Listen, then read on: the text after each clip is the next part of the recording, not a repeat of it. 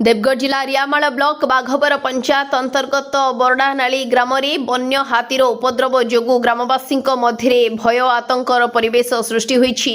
सूचना अनुसार गाँवर सिद्धेश्वर महापात्र ठाकुर घर और पंचु राजहंस बासगृह रे हाथी पशि व्यापक क्षयक्षति घटाई।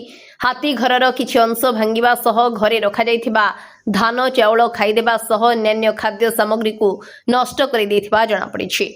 हाथी उपद्रव और परिवार लोकों को चित्कार शुणी ग्रामवासी एकाठी होई हाथी को घौड़ाइबा चेष्टा करथिले, मात्र सेमाने सफल होई पारि नथिले।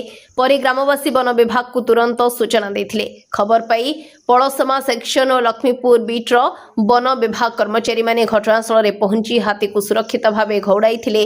तेबे बारंबार हाथी गाँ मुहां हेउथिबारु ग्रामवासी राति रे भयभीत अवस्था रहुछंती। क्षतिग्रस्त परिवार को सरकारी क्षतिपूरण और हाथी उपद्रवरु स्थायी सुरक्षा व्यवस्था करने स्थानीय लोके दाबी करिसेंती। देवगढ़ तपस्विनी पात्रଙ୍କ रिपोर्ट विचित्र दुनिया।